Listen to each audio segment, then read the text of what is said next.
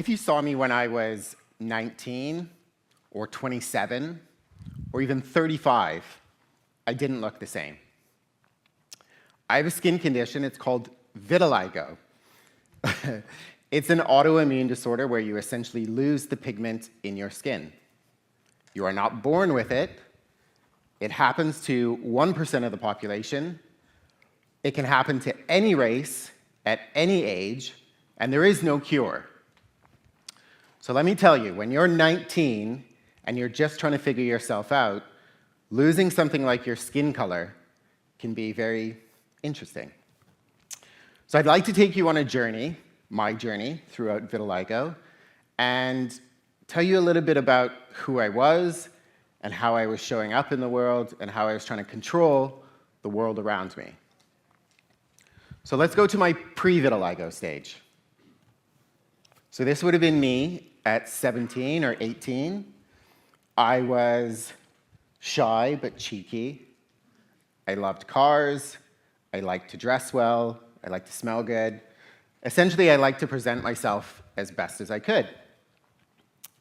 I didn't quite know what I wanted to do in life, but I knew that I had an adventurous spirit and that I wanted to travel and that I wanted to see the world.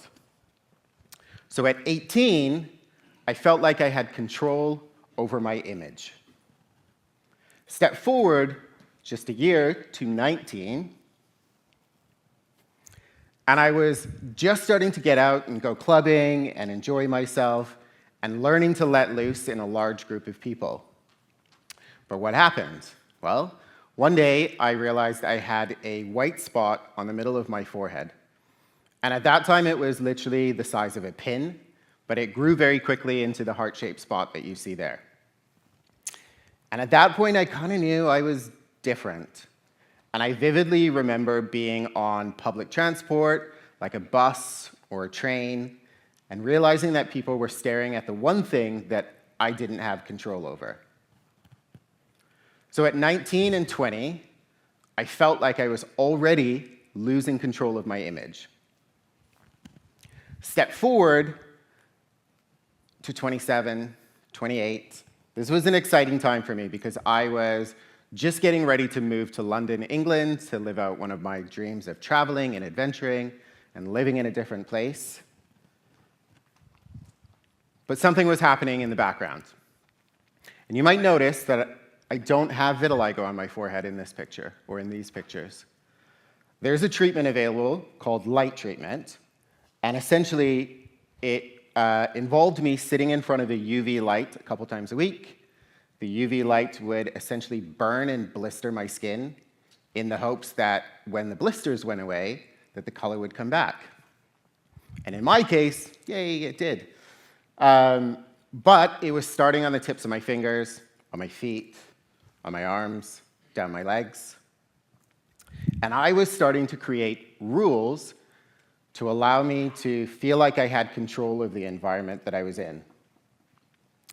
So rule number one, when it started on the tips of my fingers, I wore long sleeve shirts. For whatever reason, it made me feel a little bit more comfortable, made me feel like the vitiligo was not as visible. Rule number two, when it started on my elbows, that was it. I was never wearing a t-shirt again. Wasn't gonna happen. When it started on my legs, shorts out the window, whether it was middle of summer or not, I was not wearing shorts. And I was also starting to tell myself that I needed to travel and that I needed to adventure and do all of the things that I wanted to do now because I didn't know what I was going to look like a few years later or how I was going to feel about it. So I wonder if you guys can imagine being in your late 20s or early 30s and already starting to put a time limit on what you can do, when you can do it, where you can go. So at 27 and 28, and for the few years after that, I felt like I was fighting for control of my image. Step forward a few more years to 35. So I'd say this is kind of where all of my rules blew up in my face, literally. I was still living in London at that time, having a great time. I had a great group of friends.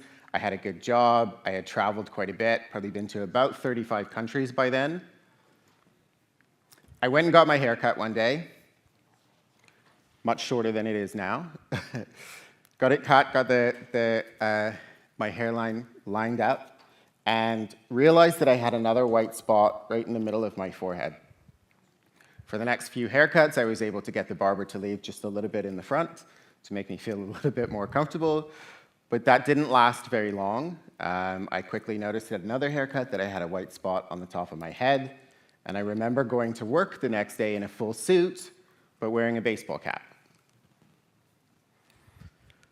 So vitiligo progressed very, very quickly for me at this stage. It didn't take very long for that to start changing, and to go to this,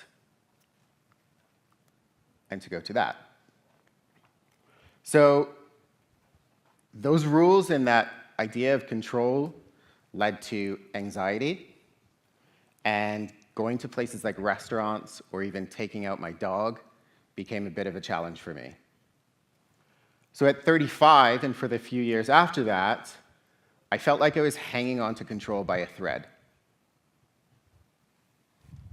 Step forward to 45.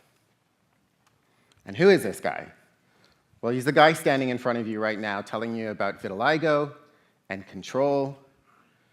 But what's interesting is he still doesn't have any control. He's just got a different mindset. I am now a fierce vitiligo advocate. I've set up Canada's very first national support group for people with vitiligo, their family, friends, and allies. I am an actor, content creator, model, raising awareness about vitiligo and hoping to reduce the stigma around seeing somebody else with vitiligo or with any other visual difference. And I'm hoping to inspire somebody else with vitiligo to not go through that journey of control and anxiety like I did. I'd be lying if I said that that journey to now was not difficult. But I spent a lot of years fighting for control over the uncontrollable, and I realized that my confidence lies in being able to adapt. So, markets change, relationships change, jobs change, just like life does. But I feel like if we don't adapt or evolve from old strategy, we're going to waste a lot of time or get left behind. And I also think that we all have a thing that we think holds us back, but it's not necessarily that thing that holds us back. It's the amount of control that we allow that thing to have over us. So for me, it was vitiligo, and I've learned that my superpower lies in being able to live with it. Thank you.